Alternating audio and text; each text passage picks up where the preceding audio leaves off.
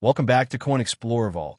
And before you reach for that old coin jar, stop for just a moment, because the 2001p Jefferson Nickel may be one of those ordinary-looking coins that deserves a much closer look than most people ever gave it. The year is 2001. The familiar Jefferson design is there, and at first glance, it may seem like nothing more than another 5-cent piece that passed through countless pockets, cash registers, kitchen drawers, and forgotten collections. But there is a remarkable claimed value associated with an example like this, a figure reaching as high as $76 million in the hypothetical or estimated scenario surrounding this story. Now, that number should immediately make you curious, but it should not make you assume that every 2001p nickel is worth anything close to that amount. The real mystery is much more interesting: what extraordinary combination of rarity, error, condition, provenance, or unusual characteristics could ever make an ordinary nickel command attention on that scale. And if a coin from 2001 has been sitting quietly in an old collection for decades, could there be something about it that most people simply overlooked? To understand why collectors might investigate a coin like this, we have to go back to the beginning. The Jefferson Nickel had already been part of American life for generations by 2001, carrying a design that many older Americans remember seeing during childhood, perhaps resting beside a penny in a pocket, appearing in a change drawer at the local grocery store, or being dropped into a glass jar at home. For someone who grew up saving coins, the 5-cent piece was never just 5 cents. It was something you could hold on to, something you could place in a small envelope, something a parent or grandparent might hand to you and say, "Keep this." The 2001p Jefferson Nickel was produced at the Philadelphia Mint, and that P mint mark is one of the first details you should look for. Turn the coin over and examine the area around Monticello carefully.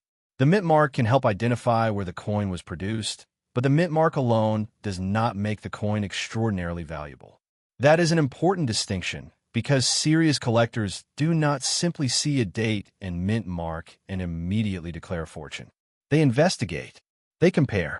They examine the surfaces under good lighting. They look for characteristics that separate an ordinary example from something genuinely unusual. And this is where the story gets even more interesting. The date catches your attention, but the real clue may be somewhere else. Look closely at Jefferson's portrait on the obverse. Examine the lettering, the rim, the date, and the overall strike. Then turn the coin over and study Monticello, the lettering, the steps, the fields, and the edges of the design. Is there unusual doubling? Is there evidence of an off-center strike? Is part of the design missing or dramatically misplaced? Is there an unusual die characteristic? Or are you simply looking at damage that happened after the coin left the mint? Those questions matter enormously. A scratch, dent, discoloration, or flattened area may look exciting to an inexperienced eye, but collectors know that post-mint damage is very different from a genuine mint-made error. That distinction can turn an exciting discovery into an ordinary 5-cent coin in a matter of seconds. And there is another factor that cannot be ignored: condition. Imagine two identical 2001p nickels sitting side by side. One has been carried in pockets for years, dropped onto counters, rubbed against keys, and stored loose in a jar. The other was carefully preserved soon after leaving the mint, protected from contact and handling, with sharp details and attractive surfaces. They may have the same date and mint mark, yet their desirability can be dramatically different. This is why grading becomes such an important part of the story. Professional grading services evaluate coins according to established standards, looking at wear, strike, luster, marks, surfaces, and other characteristics. But remember, never assume a spectacular value simply because a coin looks shiny or new. A truly valuable example would need convincing evidence and, in the case of an extraordinary claim, professional examination. That brings us back to the $76 million figure. Treat that number as a claimed, estimated, or hypothetical value rather than a verified market price for an ordinary 2001p Jefferson Nickel. There is no reason to believe every nickel from this year is secretly worth millions. In fact, most examples will be worth only their normal face value or a modest amount, depending on condition and collector demand. But that does not mean you should stop looking. Quite the opposite. The excitement comes from the possibility of finding something genuinely unusual. And the first step costs almost nothing. Simply inspect what you already have. Maybe you have a small box of coins from an old family home. Maybe there is a coffee can in a garage, a jar tucked inside a cupboard, or an envelope of coins that belong to a parent or grandparent. Many families kept change without thinking much about it. Years pass, homes change hands, and those little collections can become forgotten time capsules. A 2001 nickel might have been placed beside coins from earlier decades, and someone may have never thought to examine it closely. But that isn't the detail collectors notice first. The real question is whether your particular coin has a characteristic that separates it from millions of ordinary pieces. Take a clean, bright light and use magnification if you have it. Do not clean the coin, because cleaning can damage the original surface and reduce collector appeal. Hold it by the edges and inspect both sides slowly. Check the date, confirm the P mint mark, study the lettering, examine the rim, and look carefully for genuine-looking irregularities. Compare what you see with reliable references, or have an experienced numismatist examine it before making any major claim about its value. And remember, the most valuable discovery is not always the coin with the biggest number attached to it. Sometimes it is the story behind the coin, where it came from, who saved it, and how it survived all those years. That is what makes old American coins so fascinating. They passed through ordinary hands during ordinary days, while history continued around them. The 2001 Jefferson Nickel may not look like a treasure at first glance, but that is precisely why the search is so compelling. Somewhere in an old collection, a collector may be looking at a coin that deserves a second inspection, and the only way to know is to slow down and look. But our journey through overlooked Jefferson Nickels is not ending here, because the next coin takes us to an earlier moment, the 2000 Jefferson Nickel, another familiar 5-cent piece that may inspire collectors to ask what its date, mint mark, condition, and unusual characteristics can reveal. Keep that thought in mind, because when we turn to the 2000 nickel, we will be looking even more closely at the clues that can hide in plain sight. And as you examine your own coins, remember that the next story may remind you of something sitting quietly in a drawer or coin jar right now, waiting for someone to finally notice it. : Next, let's turn our attention to the 2000 Jefferson Nickel, a 5-cent coin that arrived at the beginning of a new century, a time when America was changing rapidly, families were adjusting to a new millennium, and millions of ordinary coins were quietly entering circulation. At first glance, this nickel seems almost too familiar to deserve a second look. It carries Thomas Jefferson on the front, Monticello on the reverse, and the P mint mark identifying Philadelphia as its place of production. Yet there is a remarkable claimed or hypothetical value associated with a special example in the story we are exploring today, as much as $79 million. Now, before that number gets your attention too strongly, remember the most important rule in coin collecting. An ordinary 2000 Jefferson nickel is not automatically worth millions.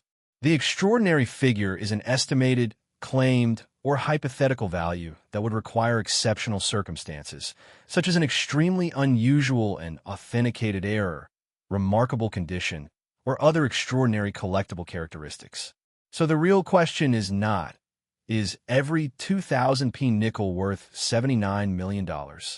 The real question is much more fascinating: what would have to be different about one particular nickel for collectors to take it seriously?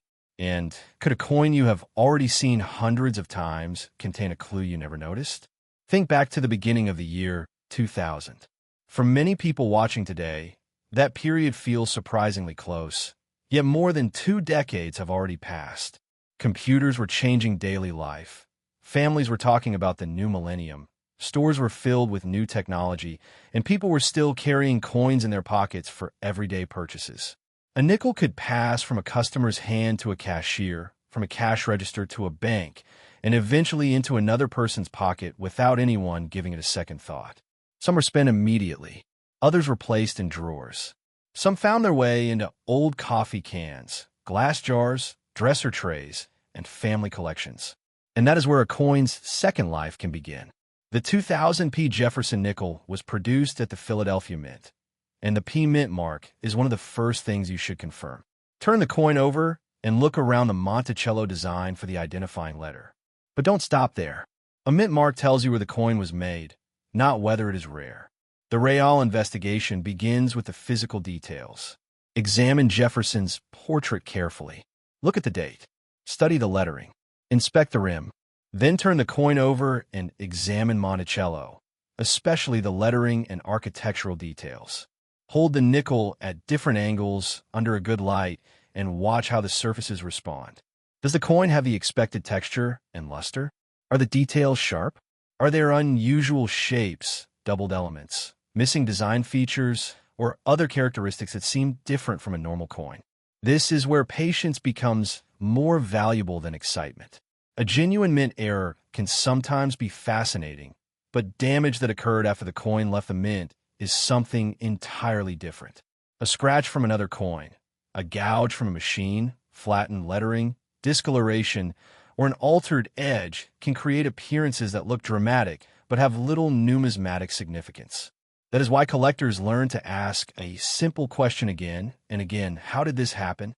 If an unusual feature was created at the mint, it may deserve serious investigation. If it happened later, its importance can be much smaller. And this is where the story gets even more interesting, because the difference between an ordinary nickel and an exceptional one can sometimes be incredibly subtle. Imagine placing two 2000 P Jefferson Nickels on a table. To someone unfamiliar with coins, they might look identical. One might have circulated through hundreds of transactions, while the other could have been preserved with exceptional care. The difference may only become obvious under magnification and proper lighting. Condition matters because collectors generally place greater importance on coins that retain strong, original surfaces, sharp details, and minimal marks. A coin that spent years loose in a pocket may show countless tiny abrasions. Another example that was protected soon after production might preserve much more of its original appearance. But even a beautiful coin is not automatically rare. Rarity, condition, demand, authenticity, and specific varieties or errors all have to be considered together. This is why professional grading can become important when a coin appears genuinely exceptional. A reputable grading service can examine the coin and provide an assessment based on established standards.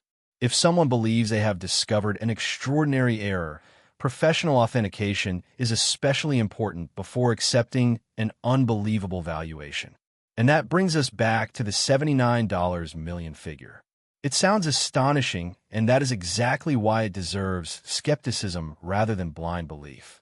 Do not take an internet claim, a social media post, or a dramatic video thumbnail as proof that your nickel is worth that amount. Extraordinary values require extraordinary evidence.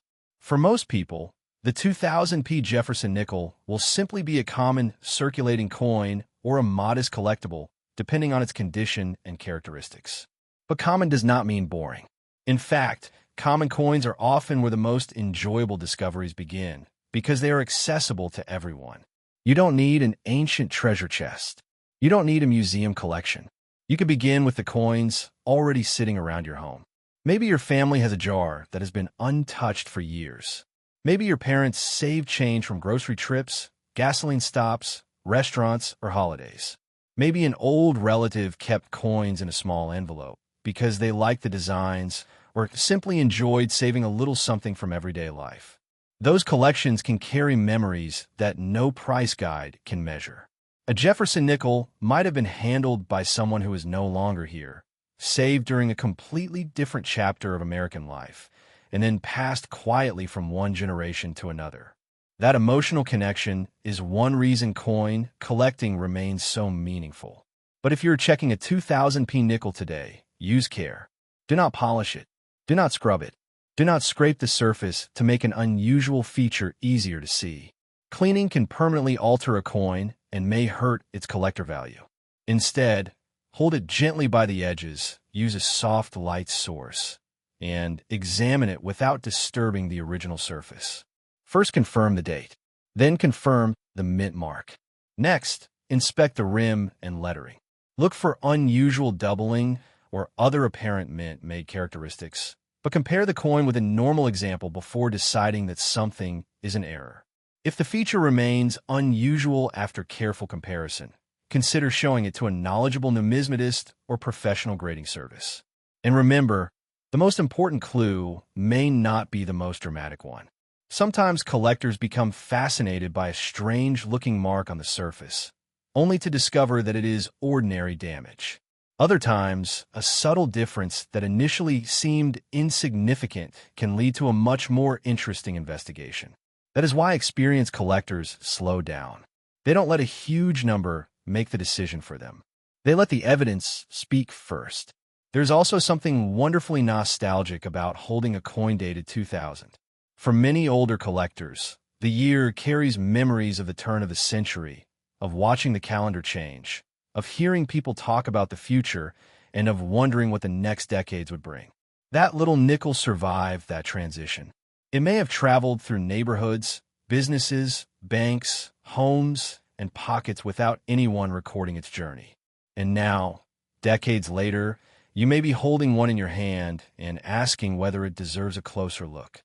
The date is important, the mint mark is important, the condition is important, but the discovery comes from putting all those clues together.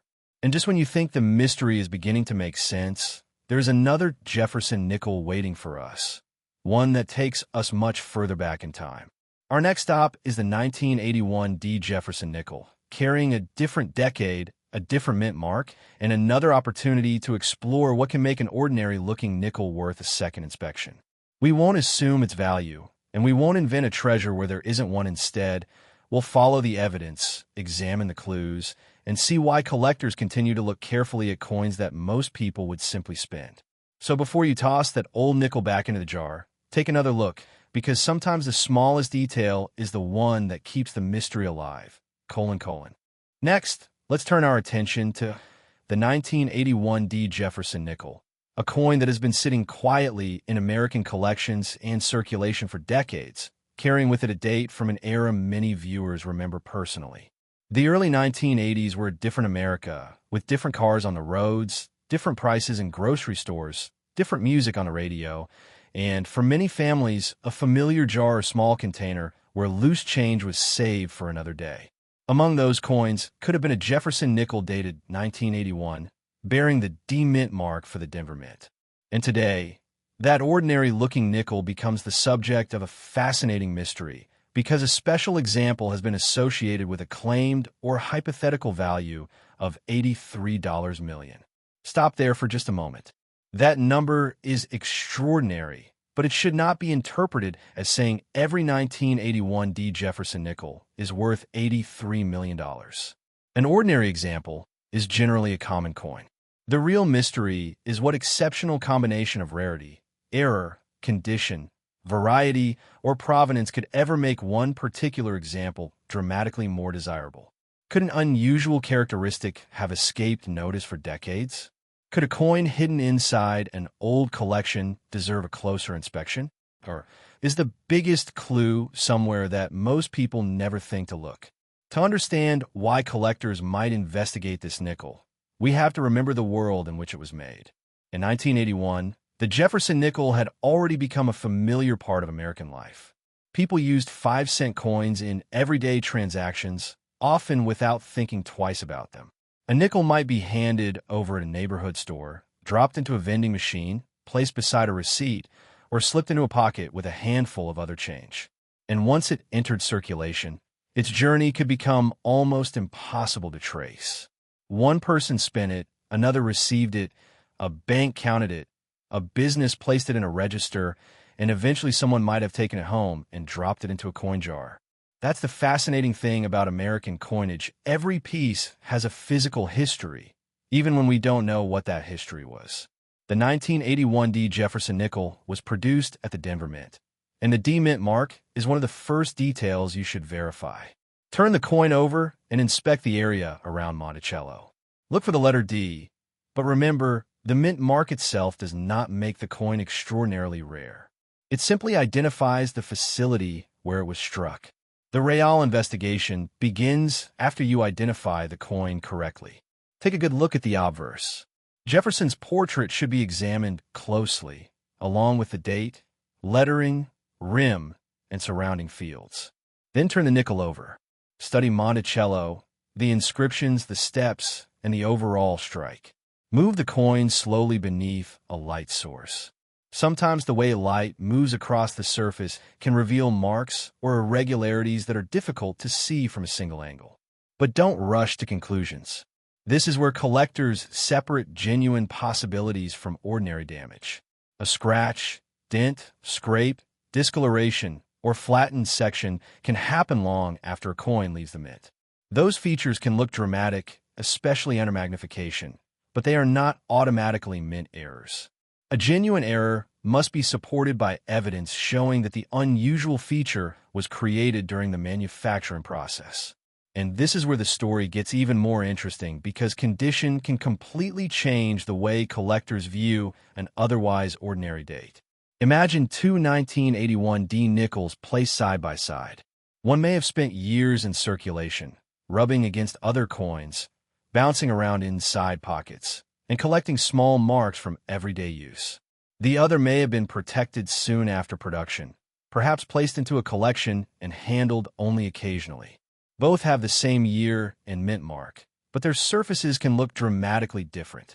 The preserved example may retain stronger details and more original luster, while the circulated example may show obvious wear. This is why collectors pay such close attention to grading. A coin's condition is evaluated according to established standards, and professional grading can become especially useful when someone believes they have an unusually valuable example. But again, don't confuse a shiny appearance with exceptional rarity. A coin can be bright and still be common.